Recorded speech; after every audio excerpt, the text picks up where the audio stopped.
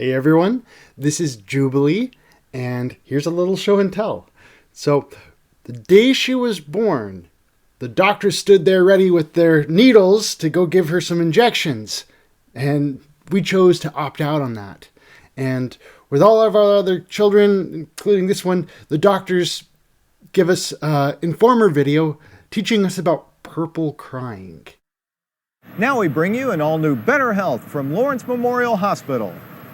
The period of purple crying is a normal period of crying for normal newborns up to about 5 months of age. It usually peaks around the 3rd month, where babies can cry anywhere from up to 5 hours a day.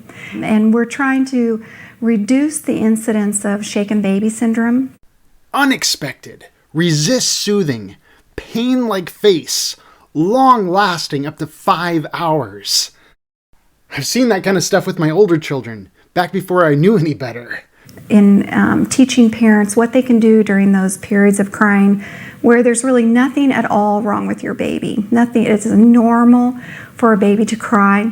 And so in the film, it teaches them what coping skills that they can use during those times to reduce the incidence of parents getting frustrated and the baby possibly being shaken out of frustration, because none of our parents, would intentionally shake their babies, but after listening to a baby cry for hour upon hour, it's possible. So totally normal. Has nothing to do with any kind of injections. Yeah, right. Have any of you seen a major difference with your children who got the jab and didn't get the jab? Let me know in the comments.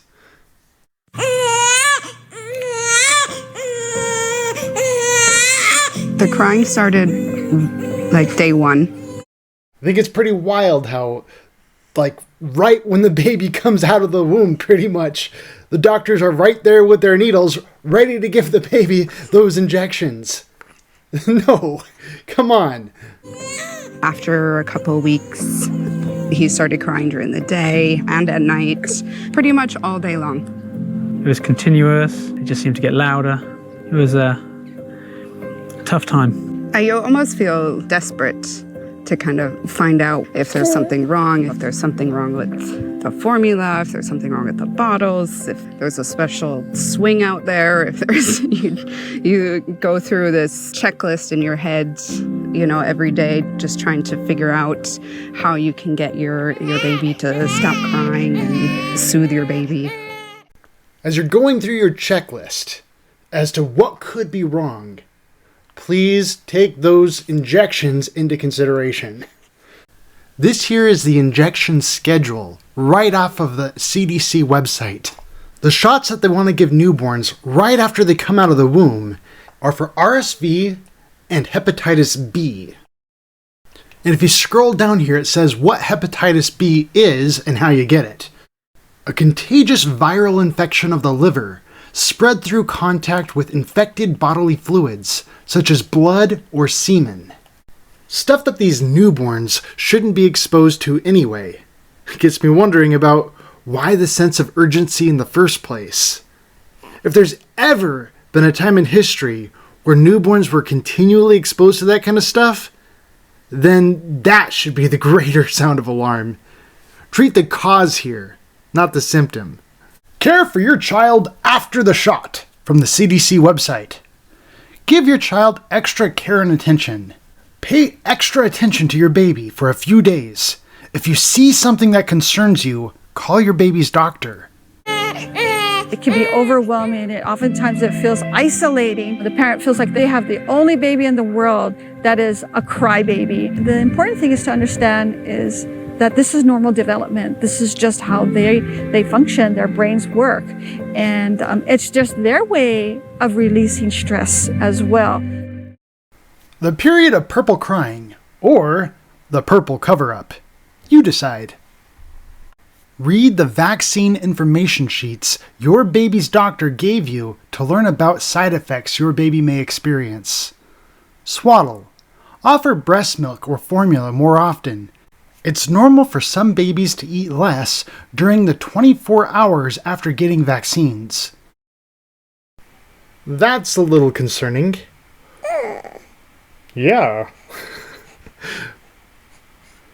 Newborns tend to lose weight pretty quickly after birth anyway. When Jubilee was born, she weighed 8 pounds 13 ounces, and then very quickly lost that 13 ounces.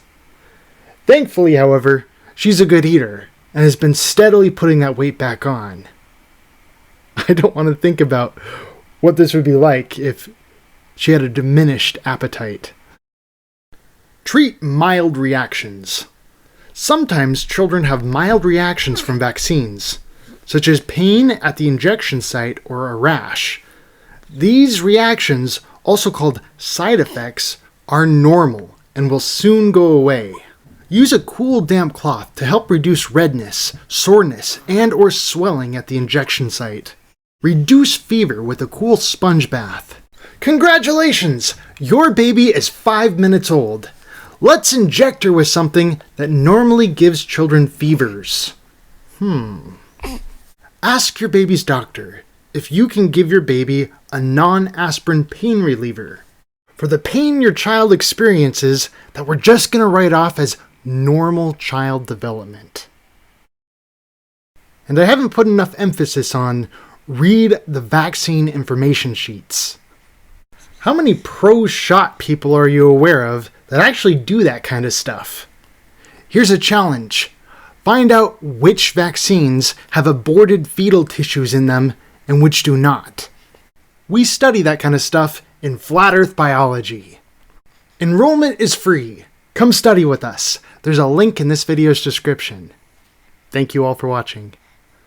This message has been brought to you by the Flat Earth Institute of Science, with a shout out to our Flat Earth friends at jdecals.com.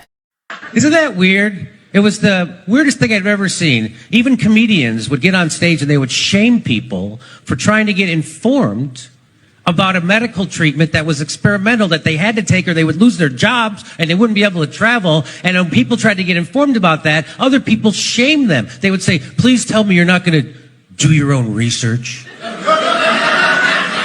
You've heard people say that. Please don't do your own research. You know, before COVID, doing your own research used to be called reading.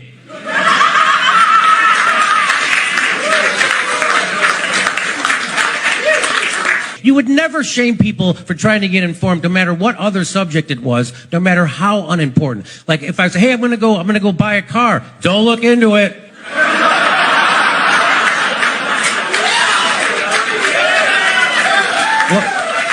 Well, how will I know which car to get? Ask the salesman. He's the expert. What are you, Henry Ford?